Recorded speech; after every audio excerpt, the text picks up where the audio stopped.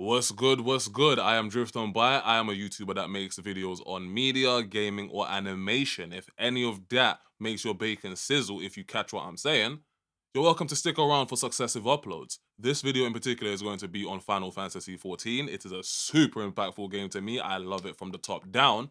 Without further ado, please enjoy. Before we head any further into the video, I feel like it's important to establish some ground rules. By that I mean a quick rundown of the world/lore of Final Fantasy XIV.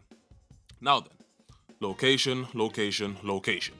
The world of Final Fantasy XIV is set in what players would call the Source. The Source itself has 13 reflections, or just think of them as like dimensions, to make a cumulative 14. The Source is home to a wide range of races, most of which are civilized, but all come with their own defined cultures and belief systems. Some such races include Hyur, the humans, Lalafell, the Chibi MFs, Elezen, those damn elves, and Viera, the bunny girls. This list is non-exhaustive, go and play the game. The concept of souls holds a large amount of significance both to the world itself and as a mechanic, but we'll keep the discussion more lore-based going forward. The driving antagonistic force on the Source is, well, Garlemald, if I'm keeping it 1000 with you, but more on them another time. For now, I bring your attention to their founders, the Ascians.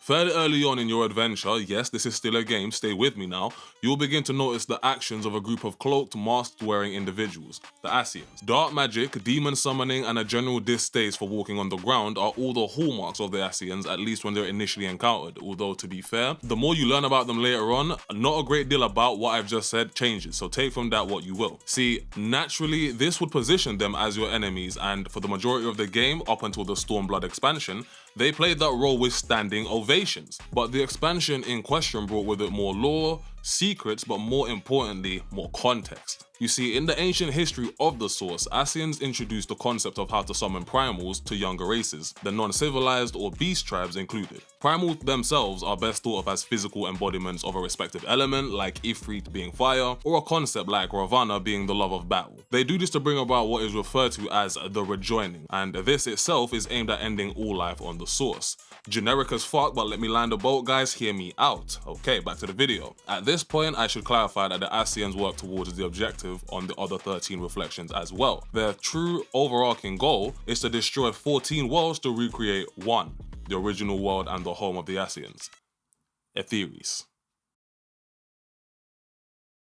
This is exactly where one begins to view the Ascians somewhat differently, with the added context of what life on the Source was like before the Shattering. Etheres was the homeworld of the Ascians, who themselves at the time were a largely peace-loving people, dedicated to art, science, communion, and creation magic. They enjoyed peace, until they didn't. Etheres eventually fell to an unknown phenomenon referred to as the Final Days. The event would ravage their world and push not just beliefs, but ethics to the very extreme. Remember me mentioning that Ascians specialized in creation magic? Well, that part becomes front and center right now, because this skill, when unleashed on an unknowing populace, reaps horrific results. Thoughts become real, and with no way to stop or slow the onset of people succumbing to it, by the time the world at large was aware, that same world had already lost a large amount of its populace. The Convocation 14, the highest ruling body of government on Etheres, came to the conclusion that drastic steps had to be taken in order to preserve what life was left on their world, and so a decision was made.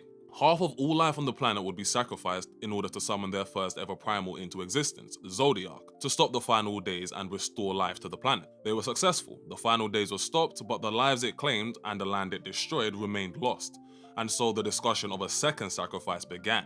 50% of all life was already a steep price to begin with, so 50% of all remaining lives was a step too far for some of those remaining, and so in another move of pure desperation, a sub-faction of the Ascians summoned their own primal, Hydaelyn, the god who those on the Source are taught watches over and blesses them currently, as in right now in-game. The two primals clash and the resulting conflict causes the Shattering, we touched on earlier, the one responsible for splitting the world into the Source and its 13 reflections. In the aftermath of the Shattering, all Ascian souls are also split across 14 worlds essentially, complete with reincarnating into new unknowing lives. This also explains the reasoning behind the wide range of races seen in the Source and sometimes beyond, but this isn't true for all Ascians, however.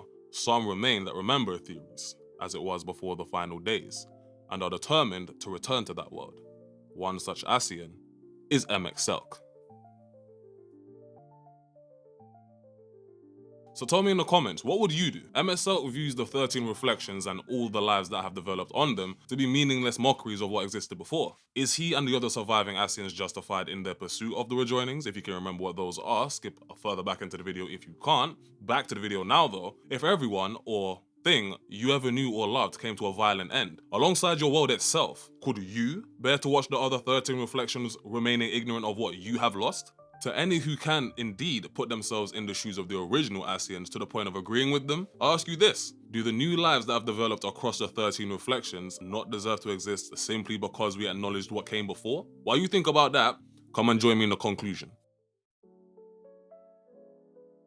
MX-Selk is fought and defeated at the climax of the Stormblood expansion. This video purposefully does not delve into all things related to himself or the OG Asians as a whole. To those who would like to experience the smaller but equally impactful moments of the expansion, play the game. That being said, however, Selk's last words are, and I quote, "Remember us." With those being his last words, I feel it showcases an individual that, despite being ruthless in his aims, ultimately was just a man that failed to realize that his ends in no ways justified the means. So is he complex? Definitely. Is he morally correct? Absolutely not. And with that, dear viewer, I appreciate you watching. Subscribe, and I'll see you next time.